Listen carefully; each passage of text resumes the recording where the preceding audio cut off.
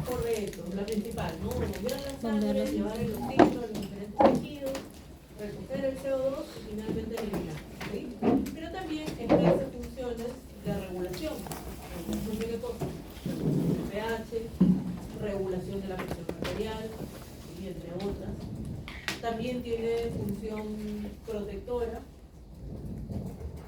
Por ejemplo, si bien nosotros no vemos glóbulos rojos, aquí lo ven en inmunología, pues saben que los glóbulos rojos brindan esa protección, ¿no? Esa defensa al organismo. O también en el caso de la coagulación, ¿protege de qué? De la sangre, que no haya una pérdida importante de sangre. ¿Okay? Ahora, ¿cómo relaciona el mecanismo éxito contráctil del corazón con la capacidad de bomba que tiene?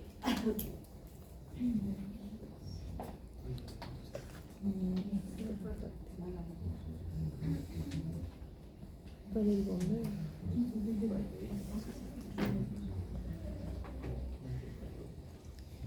¿Cómo relaciona el mecanismo éxito contráctil del corazón? Acuérdense que hablamos de músculo cardíaco.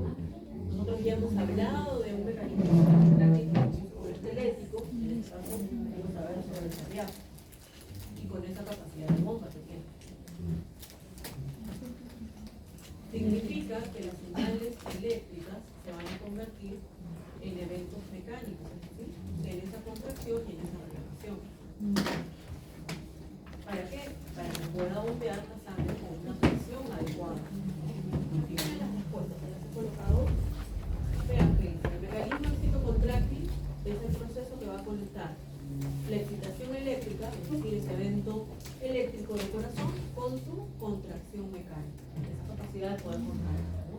Y cuanto más eficiente sea este mecanismo de contracción, va a ser mayor la fuerza y por lo tanto va a ser mayor la capacidad de poder bombear a los ángeles. ¿Sí? Entonces, esa es la respuesta.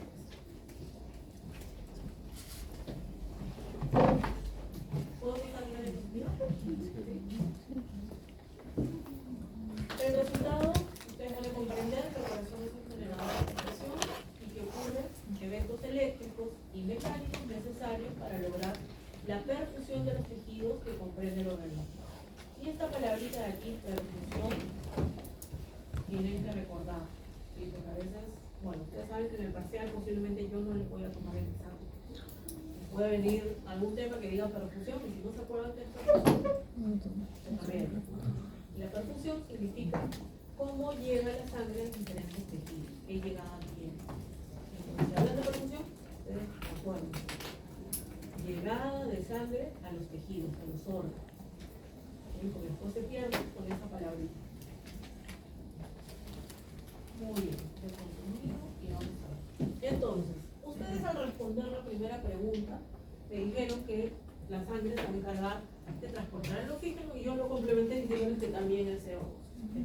Efectivamente es así, por lo tanto la sangre se encarga de permitir que la sangre pueda fluir llevando sustancias que son requeridas y también sustancias que luego de un metabolismo son de desecho. El organismo ya no las necesita y deben de ser eliminadas. En el caso de las requeridas, la principal, el oxígeno, ¿sí? Aminoácidos, glucosa, ácidos grasos, ¿no? En general lípidos, proteínas, hormonas. Cuando veamos endocrino, ustedes se van a dar cuenta que las hormonas van a estar circulando en la sangre para poder llegar a sus receptores específicos en órganos específicos, ¿sí? Se generan sustancias de desecho que el organismo ya no las necesita, deben de ser eliminadas. CO2, ácido láctico, ¿no? Productos nitrogenados, proteínas degradadas, por ejemplo la urea, ¿sí? La urea, sabemos que en el organismo se encuentran pequeñísimas cantidades, pero ¿qué pasa si no se está eliminando de manera correcta y comienza a aumentar? Comienza a aumentar, hacemos ustedes un análisis de sangre y sale que la urea está volando. En ese caso, vamos a comenzar a ver ciertos signos en el paciente. Toxicidad. Puede haber hemólisis, sí, pero hay cosas muy características que nosotros vamos a ver, signos muy característicos. Por ejemplo, hay una litosis. es decir, hay un olor fuerte que se llama olor urémico, ¿no? Puede haber úlceras a nivel de la mucosa bucal, también es algo muy característico. Como ustedes revisan, van las mucosas, le levantan el labio superior y van a encontrar lesiones, encontrar úlceras. O bien también, ya si se complica un poco más, pueden ver incluso ictericia, pueden encontrar. Claro, puede conllevar a un fallo en el hígado. Entonces, comienzan a ver este síndrome urémico y el paciente muchas veces, si no es tratado a tiempo, puede terminar, puede desencadenar la muerte del paciente. ¿Sí? Entonces, por eso, que estas sustancias deben de ser eliminadas. Como digo, sí podemos encontrar pequeñas trazas en la sangre, pero si está elevado, comenzamos a ver los problemas, lo que se presenta. Ahora, ¿cómo se elimina la urea? Por medio de la orina. Entonces, por ejemplo, es un pelino, donde muchas veces encontramos síndromes urémicos, ya nos está indicando que hay un problema a nivel renal. No está eliminando la urea de manera correcta. Puede encontrarse muchísimo en los gatos. Ahora, ya sabemos que la sangre, ¿sí?, va a transportar estas sustancias requeridas, aquellas que sean de desecho, a través del flujo sanguíneo. Y este flujo sanguíneo se va a dar por diferencia de presión. Tiene que haber diferencia de presión. Siempre va a ir de mayor a menor presión. Siempre. ¿Se acuerdan cuando hemos hablado de difusión? Para que pueda pasar de un lado al otro lado de la membrana, también era de mayor a menor concentración. En este caso es de mayor a menor presión. Para que pueda haber un buen flujo sanguíneo, ¿no? Y justamente hablando de difusión, vean que esta difusión, es decir, este transporte de estas sustancias requeridas o de desecho, se van a dar a nivel de los capilares, ¿sí?, que es nuestro sistema de difusión. Quiere decir que, por ejemplo, si necesitamos que quede el oxígeno en una célula, ¿no?, entonces va a ir de los capilares al intersticio hacia las células. Se genera CO2 y en este caso va a ir al otro lado, de las células al intersticio y hacia los capilares. Por eso vemos aquí que nos colocan las flechitas en ambos sentidos, ¿sí?, aquí y aquí. Entonces, ese intercambio se da a nivel de los capilares.